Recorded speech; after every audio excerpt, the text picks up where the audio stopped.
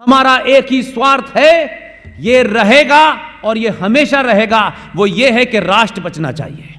ये राष्ट्र को कौन बचाएगा? आखिर राष्ट्र की परिभाषा क्या है? हम किसे राष्ट्र कहते हैं? ये देश और राष्ट्र में फर्क क्या है? ये मैंने कभी नहीं सुना जुमला आज तक। इसलिए हमारे बुद्धिजीवियों को जो काम करना था, जो ठेका लेके घूम रहे हैं कि हम ही बुद्धिजीवी हैं, हमें हर बात का इल्म है, और उन्हें किसी बात का इल्म नहीं है। इसलिए आज दुनिया में एकमात्र राष्ट्र है, ये दुनिया का एकमात्र राष्ट्र है जहां 90 करोड़ लोग न हिंसा में विश्वास रखते हैं, न किसी की गर्दन पे तलवार रखे उसके मत को पलटते हैं। उसके बावजूद भी क्योंकि आप लालची हैं, आपको समाज के ठेकेदारों ने लालची और अपंग बना दिया है।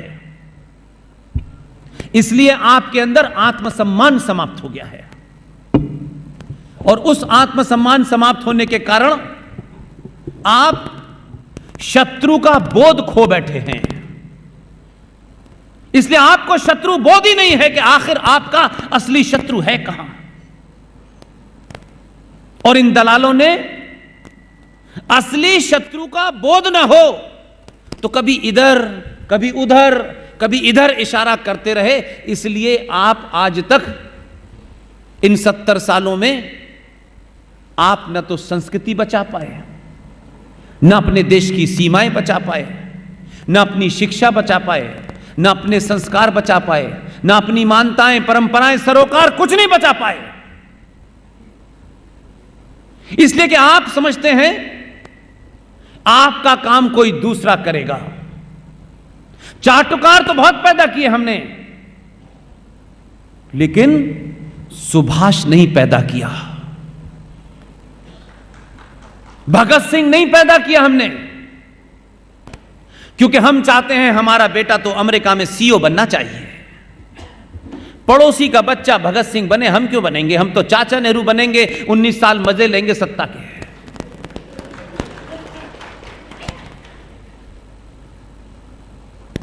इसलिए समाज को वही लीडर मिलते हैं जो समाज होता है। लीडर की गलती नहीं है। लीडर के पीछे अगर 2 रुपए किलो चावल वाली भीड़ खड़ी है तो फिर उसे उसी तरीके से हैंडल करना है। इसलिए फिर वो राम मंदिर की नहीं सोचता है, कहता है इनको 2 रुपए के लिए चावल भी देना है, पेट्रोल भी सस्ता देना है, तो राम मंदिर बना के करूंगा क्या? ये तो कमजोर और डरपोक लोग हैं। इसलिए आप बदले तो दिल्ली की गद्दी बदली, तो दिल्ली पे बैठने वाले लोगों को यह अंदाजा है कि समाज मुझसे अब चावल फ्री के नहीं मांग रहा है। यह कह रहा है कि हमने 10 साल के लिए अपने सारे स्वार्थ और लालच को पोटरी में बांध के लटका दिया है। हमारा एक ही स्वार्थ है, यह रहेगा और यह हमेशा रहेगा, वो यह है कि राष्ट्र बचना चाहिए। और राष्ट्र क्या है? यह राष्ट्र को कौन बचाएगा? आखिर राष्ट्र की परिभाषा क्या है? हम किसे राष्ट्र कहते हैं? यह देश और राष्ट्र में फर्क क्या है? यह मैंने कभी नहीं सुना जुमला आज तक। हम समझते हैं सरकार बना देना, सरकार में कुछ लोगों को बिठा देना, संविधान में कुछ अमेंडमेंट करा देना, यही राष्ट्र है। यह नहीं है। इसलिए हमारे बुद्धिजीवियों को जो काम करना था, जो ठेका लेके घूम रहे हैं कि हम ही बुद्धिजीवी हैं, हमें हर बात का इल्म है, और उन्हें किसी बात का इल्म नहीं है। देश क्या होता है? देश एक जमीन का टुकड़ा होता है। उस जमीन के टुकड़े की रक्षा करने के लिए सेना होती है, उस जमीन के टुकड़े पे व्यवस्था चलाने के लिए संविधान होता है, संसद होती है, न्यायपालिका होती है, पुलिस होती है। उस देश को चलाने के लिए जिस जिस चीज की जरूरत होती है वो किसी नियम से बंधी होती है। वो नियम गलत हो, सही हो, अमेंडमेंट हो, वो एक बात की बात है, लेकिन देश संविधान से चलता है। देश चले इसके लिए चुनाव होता है, उसमें प्रधानमंत्री होता है, अलग अलग मंत्रालय होते हैं, उनका काम है नियम बनाना, कानून बनाना। लेकिन मेरे भाई, राष्ट्र क्या है? राष्ट्र की कोई सीमा नहीं होती। राष्ट्र किसी संविधान से, पुलिस से, सेना से नहीं चलता। राष्ट्र को कोई सेना, पुलिस, न्यायपालिका नहीं बचा सकती। राष्ट्र चलता है मेरी आस्थाओं से, परंपराओं से, सरोकारों से। इसलिए भारत का 90 करोड़ समाज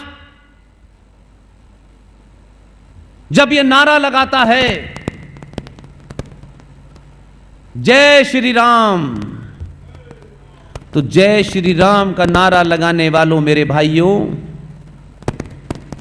यह सरकार की जिम्मेदारी नहीं है कि भारत के मंदिर सुरक्षित रहेंगे या नहीं रहेंगे। यह सरकार की जिम्मेदारी नहीं है, यह संविधान की जिम्मेदारी नहीं है कि आपकी आस्थाओं को, आपकी परंपराओं को कौन चोट पहुंचा रहा है। यह समाज की जिम्मेदारी है, क्योंकि समाज राष्ट्र को चलाता है। और एक कमजोर, एक डरपोक समाज जब लालची और कायर हो जाता है तो सत्ताएं उस राष्ट्र की आस्थाओं और परंपराओं में दखल देने लगती हैं। इसलिए आप कायर थे, इसलिए राज्य सत्ता ने यह भी तय किया कि हिंदुत्व की परिभाषा क्या है। सत्ता में बैठने वालों को न्यायपालिका में काला कोट पहन करके जिनको न्याय करना है, देश की कानून व्यवस्था के बारे में ध्यान रखना है, वो आपको हिंदुत्व की परिभाषा भी दे रही है। और आप एक लाचार, दीनहीन की तरह खड़े होकर के उसकी परिभाषा को भी मान रहे हैं। किसी पुरुषार्थी ने यह सवाल नहीं कहा कि न्यायपालिका का काम नहीं है कि हिंदुत्व की परिभाषा क्या है। अगर हिंदुत्व की परिभाषा देनी है तो शंकराचार्य देगा और कोई नहीं दे सकता।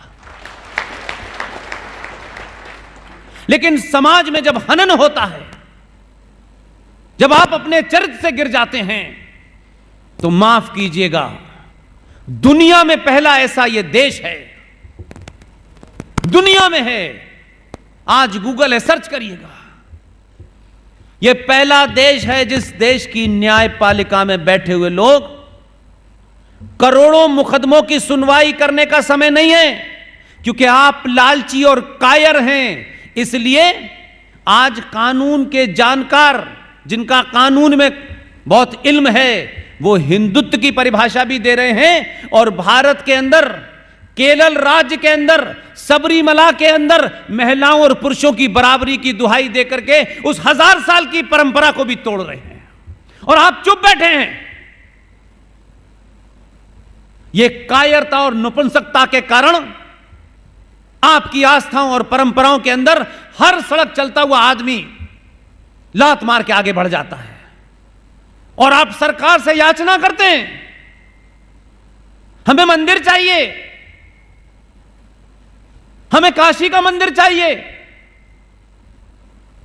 औरंगजेब जब आया था तो उसने पूछ के लिया था आपसे, कानून से लिया था आपने। और आप तो उस पीढ़ी के लोग हैं कि हमने 6 दिसंबर 92 को अगर वो हमने पराक्रम न किया होता तो आज वहां मंदिर न बन रहा होता। इसलिए जो सियासी लोग होते हैं वो ताली भी सोच के बताते हैं, बताएं न बनाएं, क्योंकि कल तो एमएलए बनना है, सोच के ताली बजाते हैं। ये बड़े मक्कार लोग हैं। इन स्वार्थी लोगों ने नुकसान बहुत किया है। इसलिए मैं बार बार कहता हूं कि समाज की सामूहिक शक्ति इतनी ताकतवर होनी चाहिए, क्योंकि आप इस बात को दिखा चुके हैं। आपने यह एक्सपेरिमेंट किया है कि जिस दिन से भारत राष्ट्र के अंदर सनातनियों की सामूहिक शक्ति का प्रदर्शन जब से किया आपने, सरकार आपसे कह रही है अब कौन सा मंदिर बनाना है।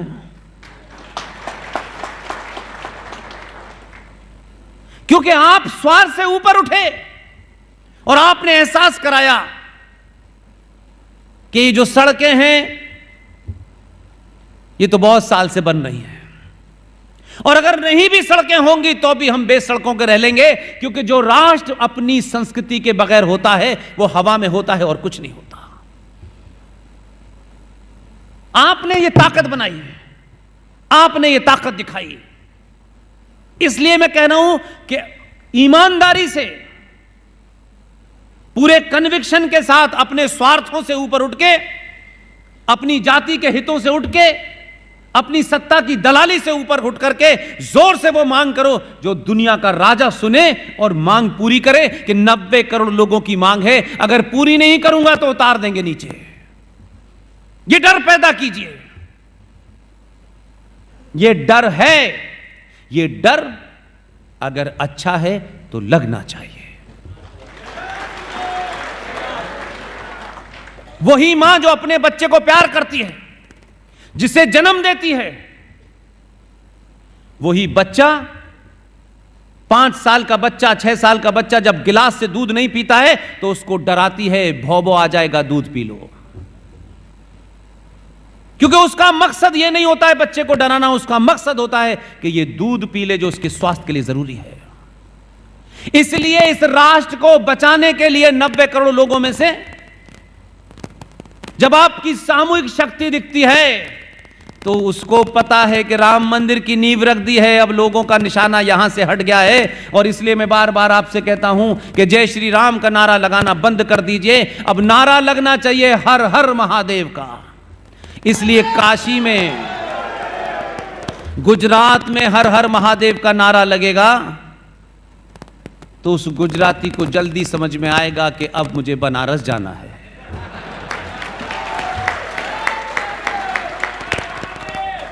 और वो समझदार है, उसे मालूम है गुजराती जो है बहुत लंबे समय तक इंतजार नहीं करते हैं। आप नारा लगाते उससे पहले वहां पहुंच गया बनारस में और उसने ठीक ठाक करना शुरू कर दिया है।